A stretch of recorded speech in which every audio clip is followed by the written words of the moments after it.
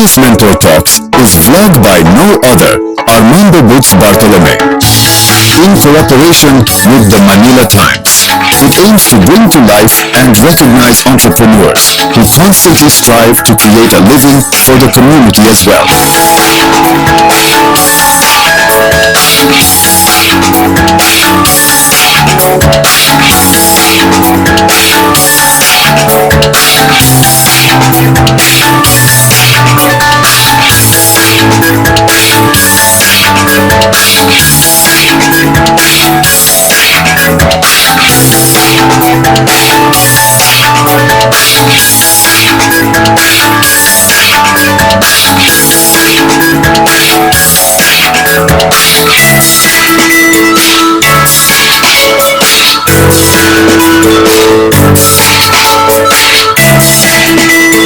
Listen to the Business Mentor Talks with Boots Bartolome.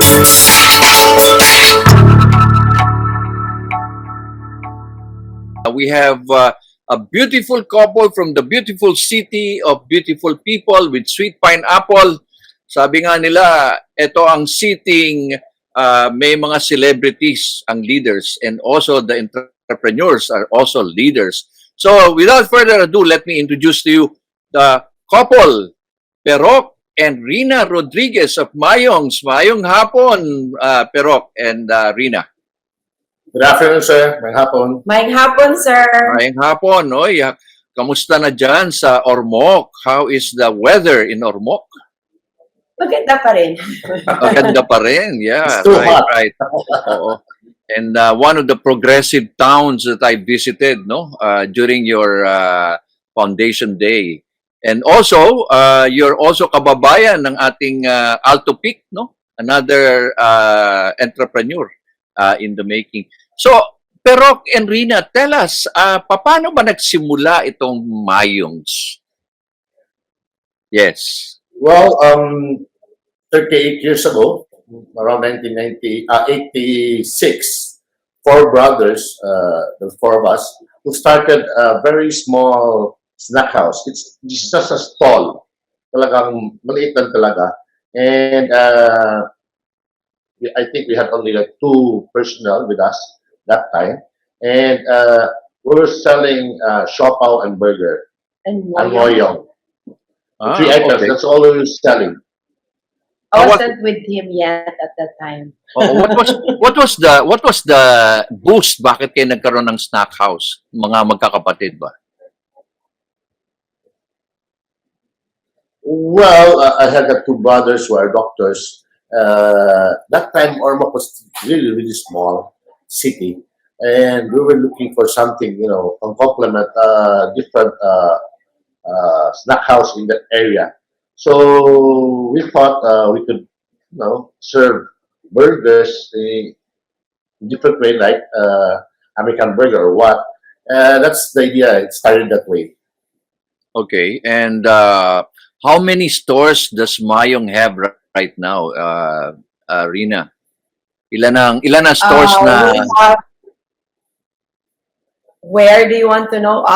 Yeah. We have stores in 10 locations across Leyte and Samar, across Region 8.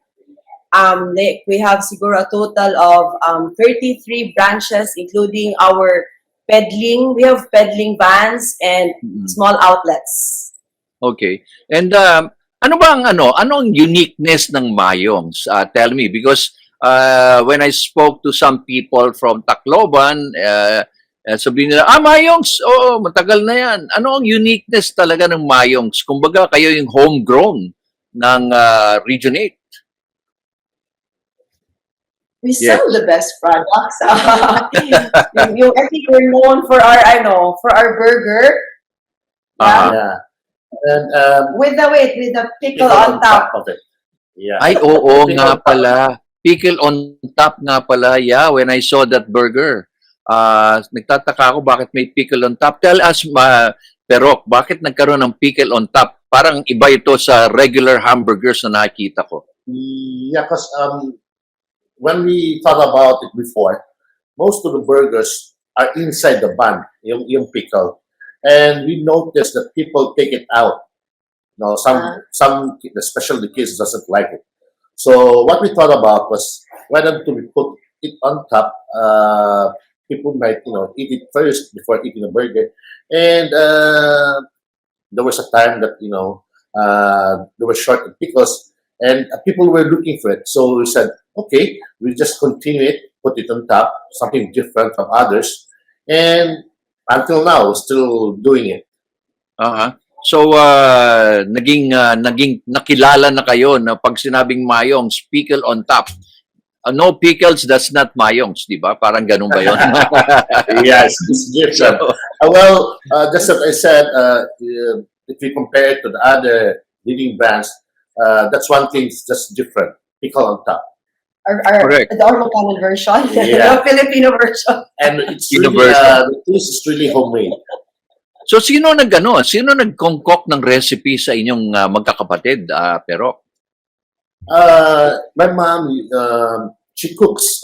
She started a bakery long time ago, way ahead of us, maybe 45 years ago. And with that, my brother, elder brother who passed away, thought about it. Why not do complement each other there in the bakery business and us in the snack food service? Uh-huh. So, you started even the baking. I understand pati bread kayo rin nagbe-bake. Is that it?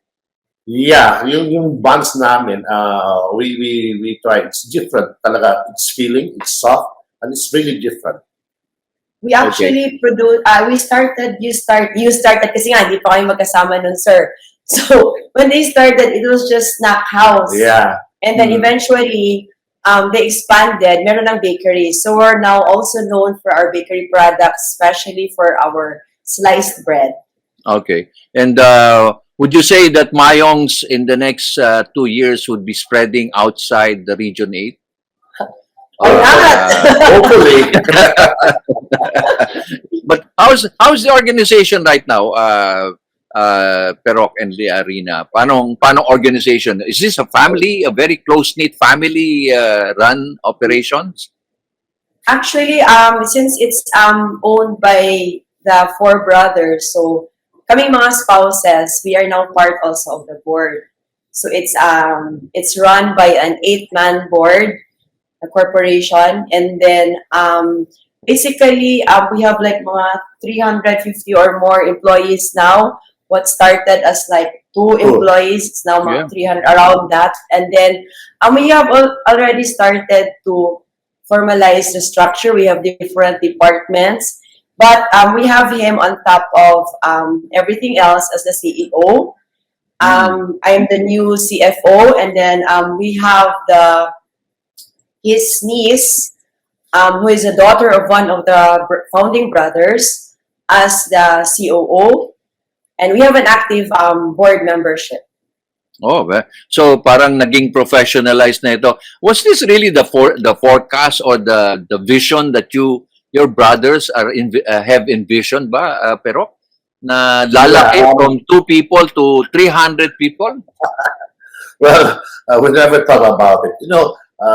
Gradually as we went further out of Ormoc, and we noticed that there are too many branches to handle. I thought we thought about we have to do maybe another step.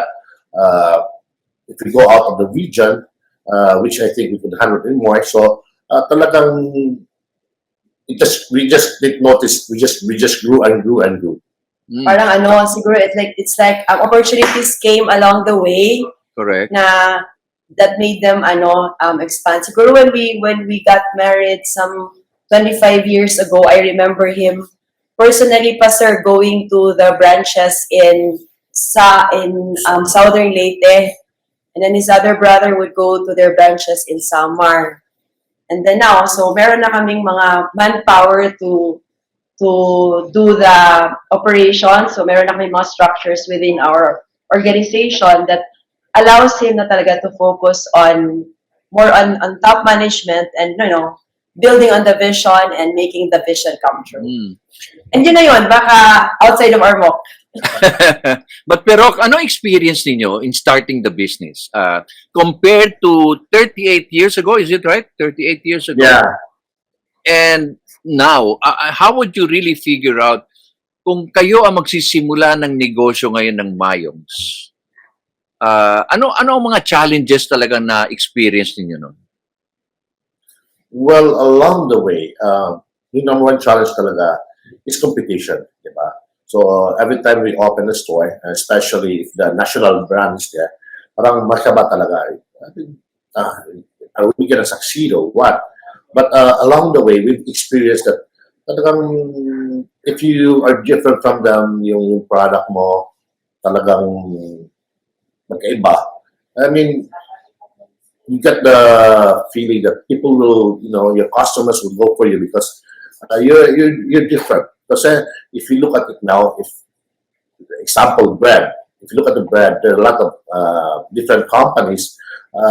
They just come to department stores, sell their brand from different places, and also the snack house, different also national brand coming to your place.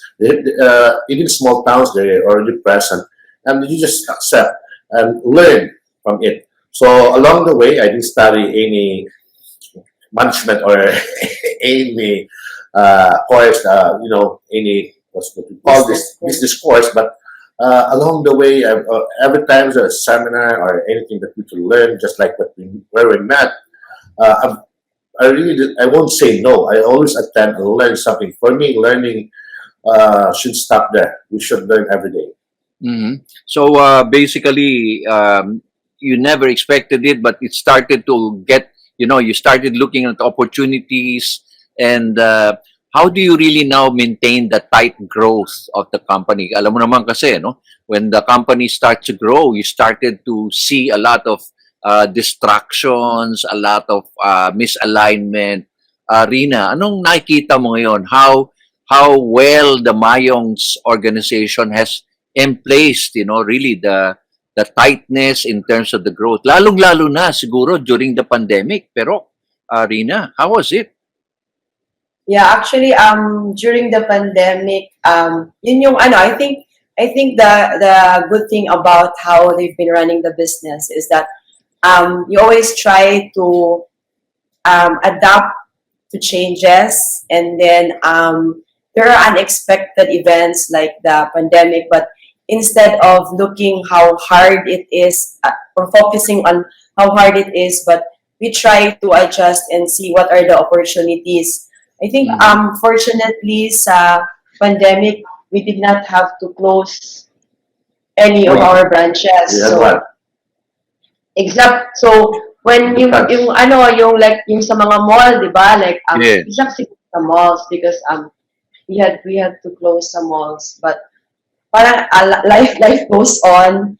And so kasi kailangan ng nakamask, so we had to get ready with the mask. We have to really be able to adapt to the changes. Kaya maganda din, sir, na at this time we already had people assigned.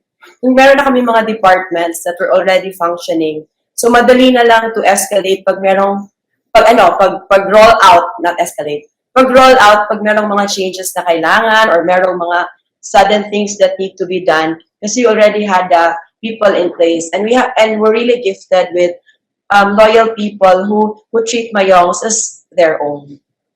Yeah, right.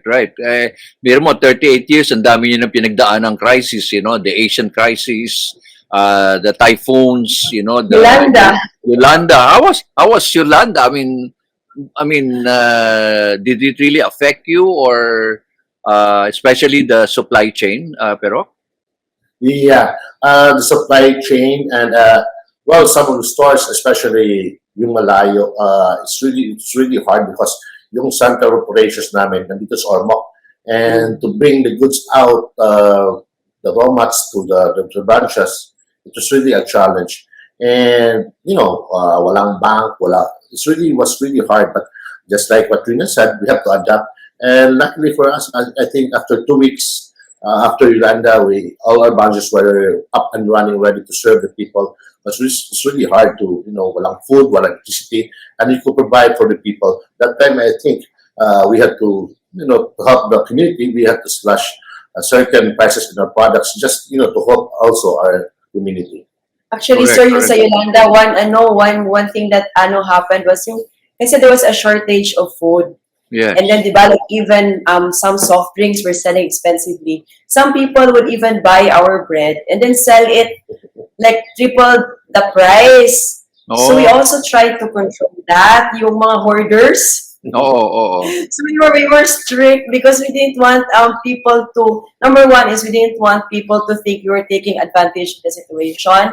And we also wanted to make sure that people will not take advantage of the situation. So parang we were really conscious about it. And then yun yung time na brown out for for a long time, or like for a month. So kailangan you have to operate on generators.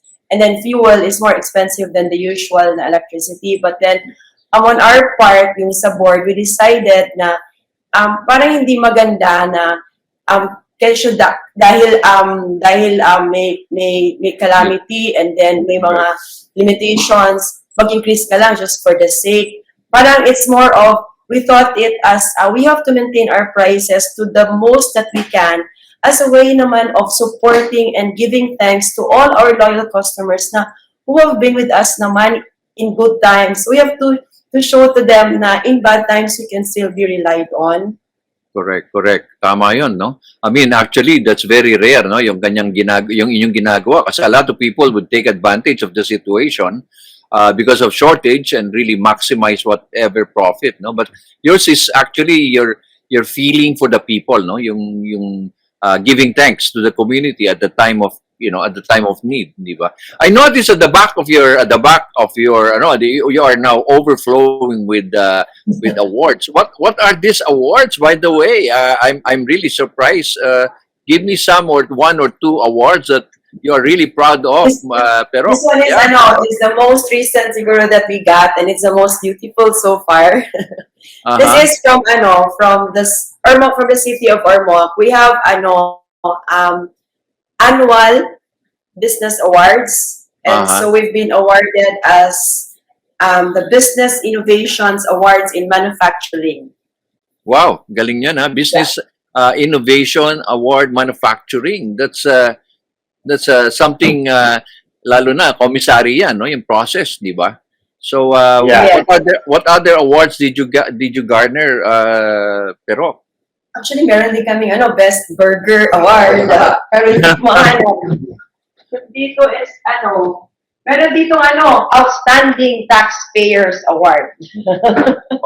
so you really compliant talaga, no? So yun. So basically, okay, I'm sure I forgot to ask, why Mayongs? Ano ang meaning ng Mayongs, pero? Just like I said, there were four brothers, and our eldest brother, si Mayong, yung nickname niya, kasi malaki siya. He loves to eat. So, why not say your name is unique and you love to eat, why not name it after him? So, yun, that's how we started the name Mayong.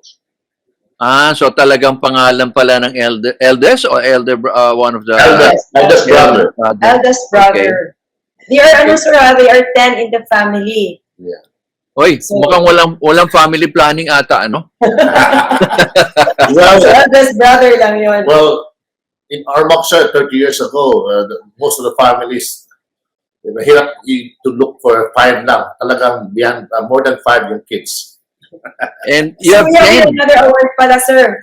Oo. Yung the OST. Ito, this is very important. It's a best setup adapter. Kasi meron silang yung setup program of the OST. Yeah, we have been partners with the OST maybe 7-8 years ago. And talagang, especially in developing products, like now, yung government natin, they want a NutriBand. So talagang nag-produce kami, together with the OST's guidance, talagang to produce a NutriBand that's very good, full of vitamins, talagang enriched with maybe squash, squash based talaga. And it's, was tested with that to show that it's very high in vitamins. But affordable. But But again, alam mo, yung Nutriban yan, I remember years and years ago, that was actually a recipe from USAID, no? To help in fight the malnutrition, di ba? And Yes. that was, the bonds were given during the flood victims, for people who are in the disaster area, di ba? So, It's an ongoing program for it's an ongoing program, right? Right. Yeah, the yeah, Department of Education. with that ed, and well, we got some contracts in some different areas here in Region 8. Oh, that's good. Well, give me at least tatlong takeaways, Rina and Perok, na for people who are starting a business, no? I mean, Oh. people who are starting a business na siguro about 1 year ago, and people who are with a lot of stores and they want to move up. So the first question is, ano ang mga takeaways or advice na pwede doon na pwede mo ma-share? I mean, 38 years of business, can't go wrong, no? I mean, doon sa mga nagsisimula ng negosyo, yung mga nanonood sa atin, husband and wife, families, what would be your advice? Ako, so I wouldn't take it upon me that I started the business. Kasi we got married already 13 years into the business. But siguro what I see in him is talaga hard work. Kasi it tells me na before that when they started and then yung they had to open another branch outside the city and then the roads were really, really rough road kasi hindi pa naka-concrete. And then he would travel for several hours just to get to a branch. And then he really personally tried to oversee the branches in Ormoc and outside Ormoc. So yun nakita ko sa kanya na you should not, there will always be reasons why not. Diba? But you have to focus on the reason why you should. Okay. Kasi that will bring you to where you want to be. So, Okay. yun sa kanya talaga, yung talagang hard work and then, yes, there will be doubts, but you consider those doubts so that you can make reasonable judgment, but you don't make those doubts stop you. You analyze because things need to be analyzed, but you don't allow those analysis to paralyze you. Yes. So, yun, yung talagang just focus on what it is you really want to achieve and then give it your best and then God will put everything in place. Yun yung nakita ko sa akin, sir. Oh, but Perok, did you ever, you and your brothers, did you ever reach a point na parang napagod na kayo? I mean, this is taxing already. What did you ever reach a point and say, ano ba, tutuloy ba natin o hindi? Luckily, wala, sir. But there are doubts. Number one is doubt. Sometimes also the direction. You fight for the direction, the vision of where you're going. So every time, there's always disagreements on the direction between. So we go back on our vision when we started 38 years ago. That, so we go back on it, reflect on it. Kasi talagang along the way, I tell you, there will be disagreements.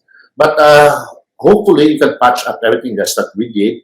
We're still together and really continue your dreams. Because a lot of this, sir, for me, is about patience also. Because you have to be patient to know. Because there's a lot of along the way there'll be competition. There'll be what we call raw mat problems, the price increases and everything.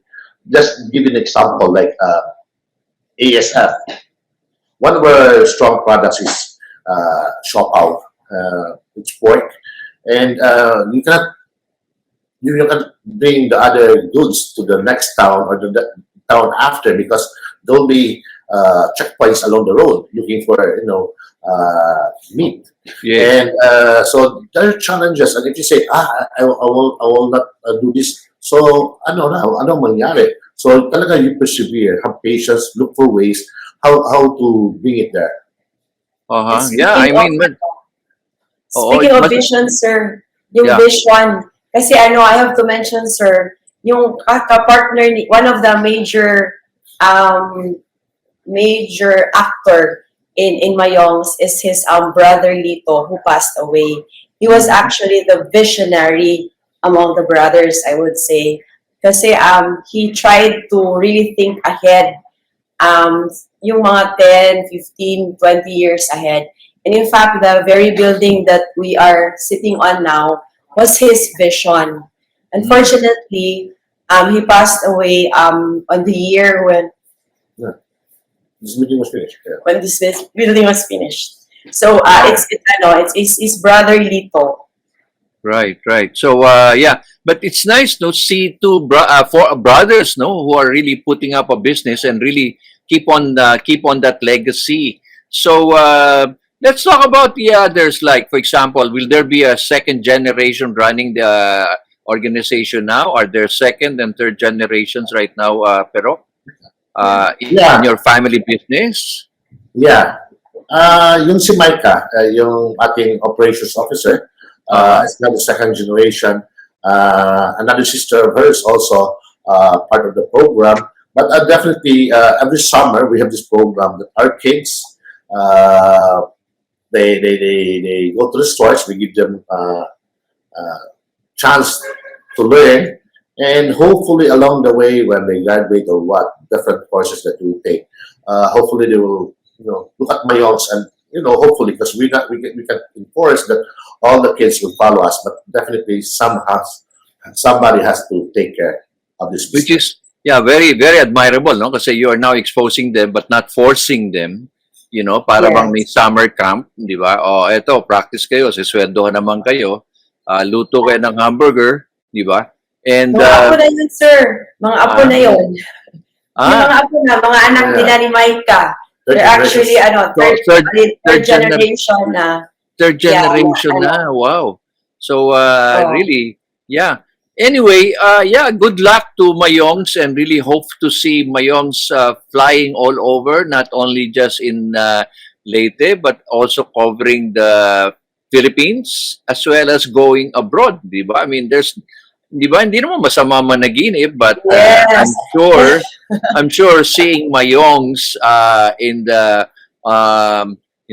US, for example. I mean, I'm sure maraming taga Leyte na who will really feel the homesick na, uy, eto Mayongs, amin to, di ba? Ganon, be proud of it.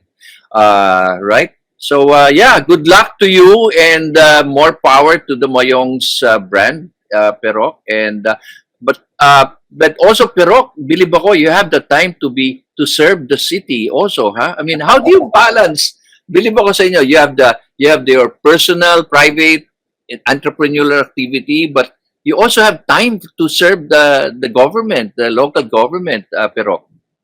Well, it's about really time management, sir.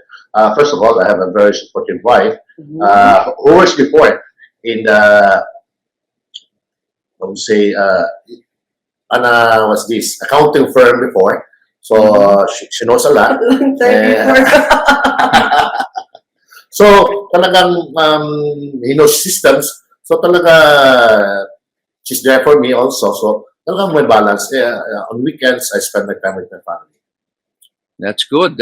Returning your blessings to the community, and with Rina as one of the top people. I understand, Rina, you're one of the top 8 in the CPA board. Was it true? Meron daw rumor na narinig ako na si Rina Rodriguez daw ay isa sa mga top CPA. Oh, sir, baka may mag-Google search, makita nila anong year.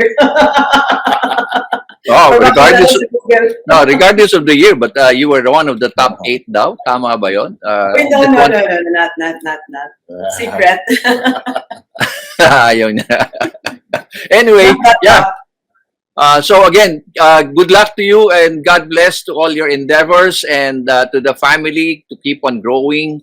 And really, I hope to see one of the homegrown brands again flying all over again, di ba? Hindi lang dyan sa Leyte or Tacloban, di ba?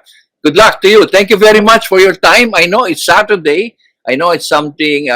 It's a Sunday, by the way. It's a rest day. So I hope good luck to all of you. Right? Thank you very much, Perok and Rina. Thank you, sir. Thank you, sir. Thank you. God bless. Bye.